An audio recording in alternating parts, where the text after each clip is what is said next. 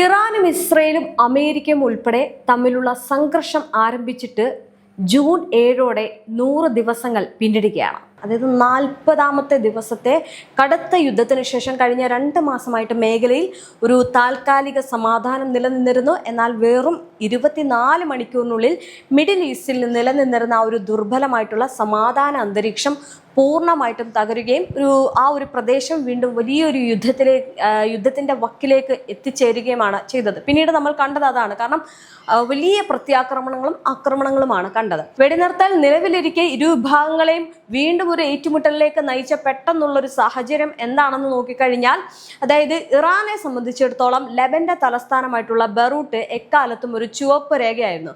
June 7 അല്ലെങ്കിൽ June 7, 8 തീയതികളിലെ രാത്രികളിൽ ഇരു രാജ്യങ്ങളും പരസ്പരം ആക്രമണം നടത്തുകയും പിന്നീട് അത് നിർത്താൻ ധാരണയാവുകയും ചെയ്തപ്പോഴും തങ്ങളുടെ സമയവനത്തിന് പരിധി ഉണ്ട് എന്ന് ടെഹ്റാൻ മുന്നറിയിപ്പ് നൽകിയിരുന്നു. തെക്കൻ ലെബന് നേരെ ഇസ്രയേൽ നടത്തി വന്ന ആക്രമണങ്ങൾ ടെഹ്റാൻ അതുവരെ സഹിച്ചിരുന്നുവെങ്കിലും ബെറൂട്ടിന് മേലുള്ള ആക്രമണം അവർക്ക് അംഗീകരിക്കാൻ കഴിയുമായിരുന്നില്ല. അതായത് സെന്റർ ഓഫ് ഇന്റർനാഷണൽ പോളിസിയിലെ സീനിയർ ഹെലോ നെഗാൻ മർത്താവി പറഞ്ഞ കാര്യമാണിത് കേട്ടോ. അതായത് കഴിഞ്ഞ ആഴ്ച ഇസ്രയേൽ ബെറൂട്ടിനെ ആക്രമിക്കാൻ മുതിർന്നപ്പോൾ ടെഹ്റാൻ വാഷിംഗ്ടണിന് ശക്തമായിട്ടുള്ള മുന്നറിയിപ്പ് നൽകിയിരുന്നു എന്നും തങ്ങളുടെ ആ ഒരു മുന്നറിയിപ്പ് വെറും ഒരു ഭീഷണിയല്ല എന്നും അവർ ഇപ്പോൾ തെളിയിച്ചിരിക്കുകയാണ് എന്നുമാണ് അദ്ദേഹം പറഞ്ഞിരിക്കുന്നത്. അതായത് ആദ്യം തൊട്ടേ ഈ യുദ്ധം തുടങ്ങിയ സമയത്ത് ഇറാൻ പറഞ്ഞ ഒരു ആവശ്യമുണ്ടായിരുന്നു. അതായത് ലെബനിലേക്ക് നിങ്ങൾ ആക്രമണങ്ങൾ നടത്തരുത് എന്ന് പലതവണ ആവർത്തിച്ചു പറഞ്ഞിരുന്നു. പക്ഷേ ഈ പറയുന്ന ഇറാന്റെ വാക്കുകൾ ചെവികൊള്ളാൻ ഈ ഇസ്രയേൽ ഒരിക്കലും തയ്യാറായിരുന്നില്ല. ഇസ്രയേൽ തോന്നുമ്പോൾ മിസൈൽ അയച്ച് വെറുതെ പോകുന്ന ജനങ്ങൾക്കിടയിലേക്ക് വീണ്ടും മിസൈൽ അയക്കുന്ന ഒരു കാര്യമായിരുന്നു, അല്ലെങ്കിൽ അങ്ങനെയായിരുന്നു ഈ നെതന്യാഹു ചെയ്തിരുന്നത്. നെതന്യാഹുവിന് പലതവണ താക്കീത് കൊടുത്തതാണ്, ഇനി ഇങ്ങനെ ചെയ്യരുത്, ചെയ്തു കഴിഞ്ഞാൽ നിങ്ങൾ അനുഭവിക്കാൻ പോകുന്നത് അങ്ങേയറ്റം പ്രഹരമായിരിക്കും എന്നുള്ളത് നേരത്തെ ഇറാൻ പറഞ്ഞതാണ്. പക്ഷേ ബെറൂട്ടിലേക്ക് വീണ്ടും ആക്രമണം നടത്തിയപ്പോൾ അത് കണ്ടു നിൽക്കാൻ ഇറാന് കഴിഞ്ഞില്ല. ഇറാൻ അവിടം തൊട്ടാണ്, അതായത് ഈ പറയുന്ന 7, 8 തീയതികളിലാണ് ഇസ്രയേലും ഇറാനും തമ്മിലുള്ള വലിയൊരു യുദ്ധം വീണ്ടും പൊട്ടിപ്പുറപ്പെട്ടത്. ഇസ്രയേലും അമേരിക്കയ്ക്കും ലെബനൻ വിഷയത്തെ ഒരു പ്രത്യേക പ്രശ്നമായിട്ട് കാണാൻ ശ്രമിക്കുമ്പോഴും ലെബനൻ ഏത് സമാധാന ചർച്ചകളുടെയും അവിഭാജ്യ ഘടകമാണെന്നാണ് ഇറാന്റെ നിലപാട്. അതായത് ഈ യുദ്ധം നിങ്ങൾ നിർത്തണമെങ്കിൽ അമേരിക്ക ഈ ഒരു യുദ്ധത്തിന് അല്ലെങ്കിൽ അമേരിക്ക കൊണ്ടുവരുന്ന സമാധാനം ഞങ്ങൾ ആ ഒരു കരാറിൽ ഒപ്പിടണമെങ്കിൽ ഞങ്ങൾ പറയുന്ന ചില ആവശ്യങ്ങളുണ്ട്. അതിൽ ഏറ്റവും പ്രധാനമായിട്ട് ഇറാൻ എടുത്തു പറയുന്നത് ഈ ഇസ്രയേല് ലെബനനിലേക്ക് ആക്രമണം നടത്തരുത്, അല്ലെങ്കിൽ നടത്താൻ പാടില്ല, ഇനി നടത്തില്ല എന്നുള്ള രീതിയിൽ ഒരു ഉറപ്പ് ഞങ്ങൾക്ക് ലഭിക്കണമെന്നാണ് ഇറാൻ പറഞ്ഞത്. അപ്പോൾ അത്തരം നീക്കങ്ങൾ നടക്കാത്ത പക്ഷം ഞങ്ങളുടെ ഭാഗത്തുനിന്ന് ആക്രമണം ഉണ്ടാകുമെന്ന് പറയുന്നുണ്ട്. അങ്ങനെയാണ് ഈ ഏപ്രിൽ 7, 8 തീയതികളിൽ അതായത് സഹി കെട്ടിട്ട് അവസാനം ഇറാൻ ഈ പറയുന്ന ഇസ്രയേലിലേക്ക് വലിയൊരു ആക്രമണം തൊടുത്തുവിട്ടത്. വലിയൊരു മിസൈൽ മഴ തന്നെയായിരുന്നു. അതായത് ഒട്ടും ഇസ്രയേൽ പ്രതീക്ഷിച്ചില്ല അത്രയും വലിയൊരു പ്രഹരം ഇറാന്റെ ഭാഗത്ത് നിന്ന് തങ്ങൾക്കുണ്ടാവുമെന്ന്. കാരണം ഇന്ന് ഈ ഒരു യുദ്ധത്തിന്റെ ഒരു ആഫ്റ്റർ എഫക്റ്റ് എന്ന് പറയുന്നത് അവിടുത്തെ ജനങ്ങൾക്ക് ഒരു 20 പേർക്ക് പോലും കൂടി നിൽക്കാൻ കഴിയാത്തൊരവസ്ഥയാണ്. അതായത് ഒരു കടയിലാവട്ടെ അല്ലെങ്കിൽ എവിടെയെങ്കിലും ആശുപത്രികൾ എന്ന് പറയുന്നത് ബങ്കറിനുള്ളിലേക്ക് മാറ്റി. അതായത് അത്രയും അത്യാഹിത വിഭാഗത്തിൽ കടക്കുന്നവരെല്ലാം ബങ്കറിൽ പോകാൻ നിർദ്ദേശം നൽകി. ബാക്കിയുള്ള രോഗികളെല്ലാം വീട്ടിൽ തന്നെ സുരക്ഷിതരായിരിക്കാൻ പറയുന്നു. ഒരു കോഫി ഷോപ്പിൽ 10 പേർക്ക് പോലും നിന്ന് ചായ കുടിക്കാൻ പറ്റാത്ത ഒരു അവസ്ഥയിലേക്ക് ഇസ്രയേൽ മാറിയിരിക്കുന്നു. അത്രത്തോളം ഇറാന്റെ ഭാഗത്ത് നിന്ന് ഈ ഒരു യുദ്ധം ഉണ്ടായിരിക്കുന്നു എന്നതാണ്. ഇനി തങ്ങളുടെ പ്രാദേശിക സഖ്യകക്ഷികൾക്ക് നേരെയുള്ള ഏത് ആക്രമണവും നേരിട്ടുള്ള ഒരു തിരിച്ചടിക്ക് കാരണമാകുമെന്ന വ്യക്തമായിട്ടുള്ള സന്ദേശമാണ് ഇറാൻ നൽകിയിരുന്നത്.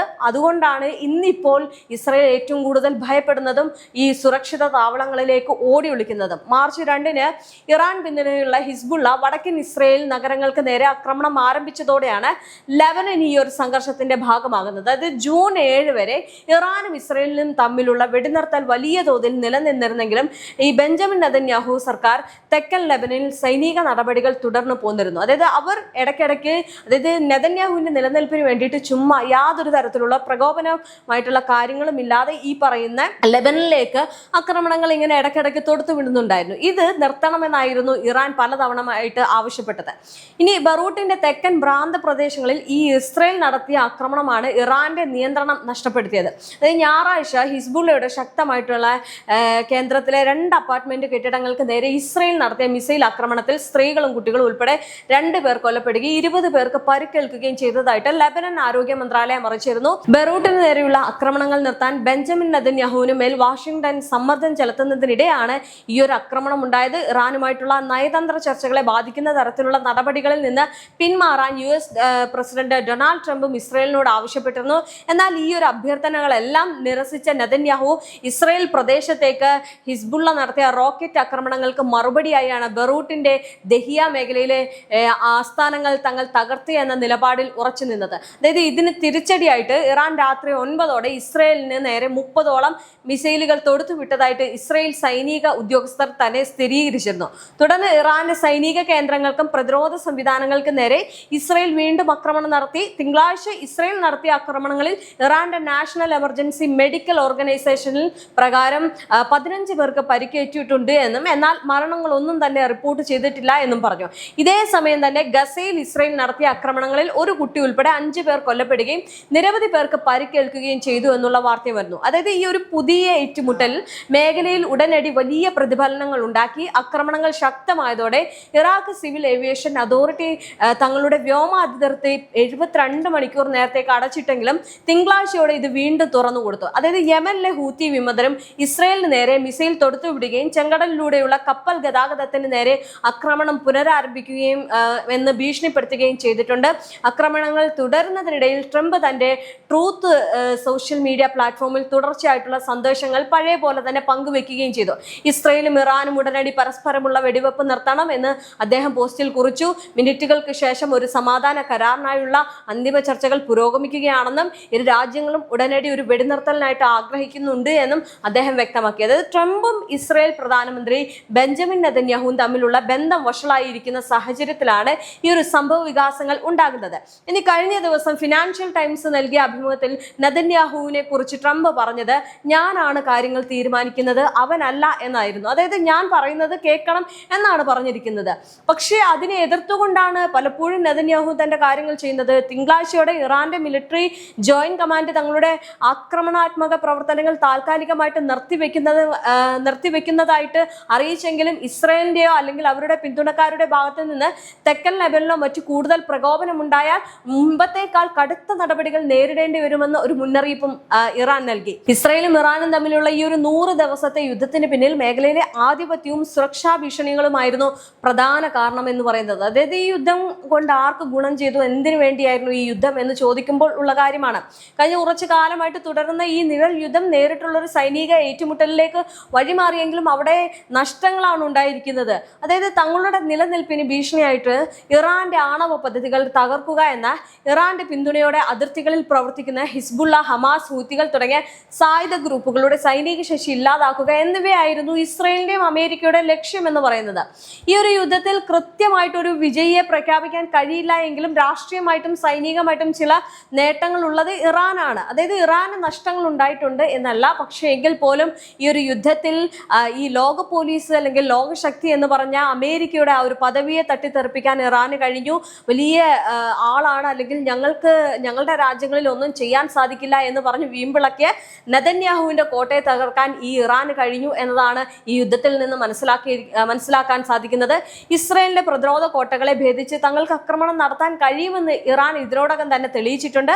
അമേരിക്കയുമായിട്ട് തുല്യ നിലയിൽ സമാധാന ചർച്ചകൾക്ക് വരാൻ ഇത് ഇറാന് കരുത്ത് നൽകി എന്നതാണ്. എന്തായാലും യുദ്ധം നടന്ന പ്രദേശങ്ങളിലെയും അതിർത്തികളിലെയും ലക്ഷക്കണക്കിന് സാധാരണ ജനങ്ങളുടെ ജീവനും സ്വത്തുമാണ് പൂർണ്ണമായിട്ട് തകർന്നു പോയത്. വിമാന സർവീസുകൾ തടസ്സപ്പെടുകയും ചരക്ക് കടത്ത് പാതകൾ അടയുകയും ചെയ്തത് വഴി ലോകമെമ്പാടും വിലക്കയറ്റത്തിന് ഇത് കാരണമായി. ഈ ഒരു വിലക്കയറ്റത്തിന്റെ കാരണക്കാരൻ എന്ന് പറയുന്നത്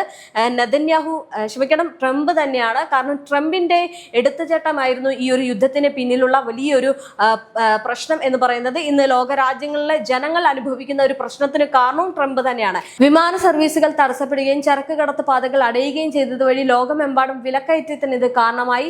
എന്തായാലും യുദ്ധം നടന്ന പ്രദേശങ്ങളിലെയും അതിർത്തികളിലെയും ലക്ഷക്കണക്കിന് സാധാരണ ജനങ്ങളുടെ ജീവനും വലിയ രീതിയിലുള്ള ഒരു ഭീഷണിയായിട്ട് ഈ യുദ്ധം മാറിയിരുന്നു. ഇനി വിമാന സർവീസുകൾ ബിസിനസ്സുകൾ തടസ്സപ്പെട്ടത്, പല ആളുകൾക്കും അത് അവരുടെ ജോലിയും അവരുടെ ഈ കുടുംബവുമായിട്ട് അവിടെ താമസിക്കുന്ന, അതായത് ഗൾഫ് മേഖലയൊക്കെയാണ് ഇത് ഏറ്റവും കൂടുതൽ ബാധിച്ചത്. ഈ പ്രവാസികൾ ഉൾപ്പെടെ ഗൾഫിലാണ് ഉള്ളത്. അപ്പോൾ അവിടേക്ക് പോകാനോ അല്ലെങ്കിൽ തിരിച്ചു വരാനോ അല്ലെങ്കിൽ അവരുടെ ജോലി നഷ്ടപ്പെടുന്ന കാര്യങ്ങളിലേക്ക് ഈ ഒരു യുദ്ധം എത്തിച്ചേർന്നു.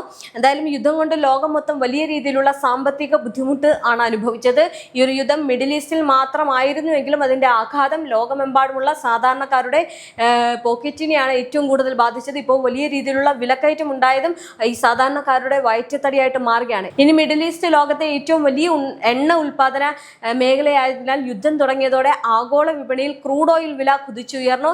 ഇന്ധനവില കൂടിയതോടെ ചരക്ക് കൂലി വർദ്ധിക്കുകയും ഇത് ഇന്ത്യ അടക്കമുള്ള രാജ്യങ്ങളിൽ നിത്യോപയോഗ സാധനങ്ങൾ, പച്ചക്കറികൾ, ഭക്ഷ്യസാധനങ്ങൾ എന്നിവയുടെ കടുത്ത വിലക്കയറ്റത്തിന് കാരണമാവുകയും ചെയ്തു. ഇറാന്റെ പിന്തുണയുള്ള ഹൂത്തി വിമതർ ചുവന്ന കടലിലെ കപ്പലുകൾക്ക് നേരെ ആക്രമണം തുടർന്നത് ആഗോള വ്യാപാരത്തെ ബാധിച്ചിട്ടുണ്ട്. കപ്പലുകൾക്ക് ആഫ്രിക്കൻ ഭൂഖണ്ഡം ചുറ്റി ദീർഘദൂരം സഞ്ചരിക്കേണ്ടി വരുന്നതിനാൽ ചരക്ക് കൂലിയും ഇൻഷുറൻസ് തുകയും 4 ഇരട്ടിയോളം വർദ്ധിച്ചിട്ടുണ്ട്. ഏതായാലും ലോകമെമ്പാടുമുള്ള ഇറക്കുമതി കയറ്റുമതി മേഖലകളെ ഇത് വല്ലാതെ തളർത്തിയിട്ടുണ്ട്. സുരക്ഷ മുൻനിർത്തി മിഡിൽ ഈസ്റ്റിന് മുകളിലൂടെയുള്ള ആകാശപാതകൾ പലവട്ടം അടയ്ക്കേണ്ടി വന്നത് വലിയ രീതിയിലുള്ള ഒരു പ്രശ്നത്തിലേക്ക് എത്തിച്ചേർത്തിട്ടുണ്ട്. എന്തായാലും ചുരുക്കത്തിൽ തോക്കുകളും മിസൈലുകളും മിഡിൽ ഈസ്റ്റിലാണ് ഉയർന്നത് എങ്കിലും അതിന്റെ സാമ്പത്തിക പ്രത്യാഘാതങ്ങൾ അനുഭവിച്ചത് ലോകമെമ്പാടുമുള്ള സാധാരണ ജനങ്ങളെയാണ് എന്നത് ഇതിൽ നിന്ന് നമുക്ക് പറയാവുന്നതാണ്.